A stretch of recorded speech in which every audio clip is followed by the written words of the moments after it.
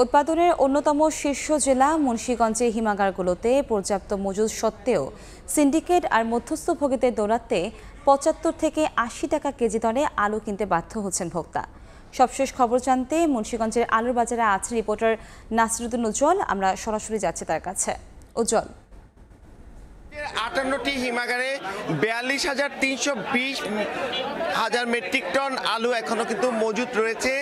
এই খাবার আলু মজুদ থাকার পাশাপাশি এখানে কিন্তু বীজ আলু সেটি ৫৪,৬০০ মেট্রিক টন মজুদ রয়েছে। এরপরেও কিন্তু আলুর দর কমছে না। আপনারা দেখছেন যে এই পাইকারি যে আলুর হাট রয়েছে এখানে কিন্তু সর্বোচ্চ ৭০ টাকা কেজি দরে আলু বিক্রি হচ্ছে। আর এর পাশেই যে খুচরা বাজার সেখানে কিন্তু ৭৫ টাকা ছাড়িয়ে গেছে। আর গ্রামে গঞ্জে কোথাও কোথাও ৮০ টাকা পর্যন্ত কিন্তু আলুর দর উঠেছে এবং এতে ভোক্তাদের মধ্যে নাভিশ্বাস উঠেছে। এই আলু উৎপাদনের যে অন্যতম শীর্ষ জেলা সেখানে যে আলুর এই চড়া মূল্য, এই মূল্যের কারণ হিসাবে কিন্তু তারা সিন্ডিকেটকে দায়ী করছেন। যারা মজুদদার হিমাগারে সংরক্ষণ করে আলু রেখেছে তারাই কিন্তু বাড়িয়ে দিচ্ছে বলে কিন্তু ভোক্তারা দাবি করছেন। এবং এখানে বিভিন্ন রকমের আলু কিন্তু এখানে বিক্রি হচ্ছে এই হাটটিতে।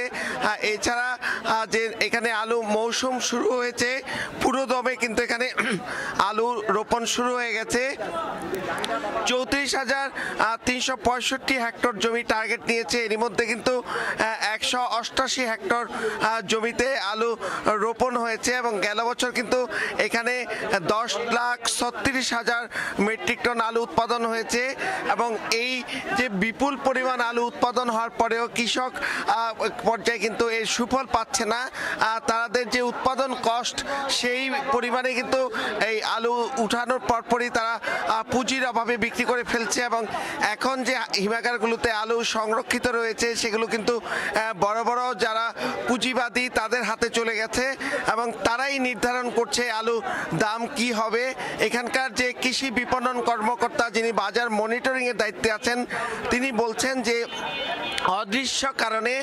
অদৃশ্য শক্তির কারণেই এই কোনো কারণ ছাড়াই এই আলুর দর বাড়ানো হচ্ছে ফোনে ফোনে।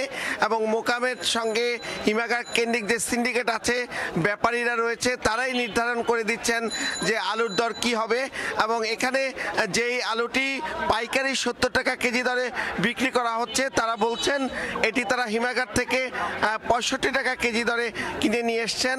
এবং হিমাগার পর্যায়ে যে সর্বোচ্চ এই দর এটি কিন্তু বিস্ময় প্রকাশ করেছেন।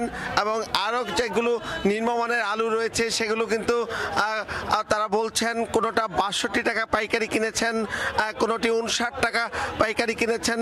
এবং তারা বলছেন যেই দরে আলু কেনা হয়েছে সেই অনুযায়ী তারা আবার বাড়তি মুনাফা নিয়ে বিক্রি করছেন।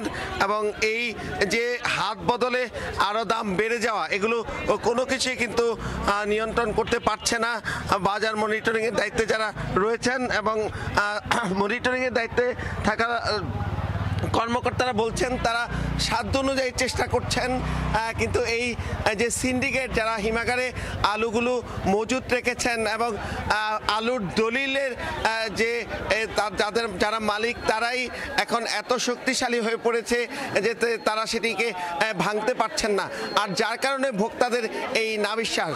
তো এই ছিল মুন্সিগঞ্জ থেকে আলুর বাজারের সবশেষ। আলুর বাজারের সবশেষ খবর জানতে আমরা সরাসরি যুক্ত ছিলাম মুন্সিগঞ্জ থেকে।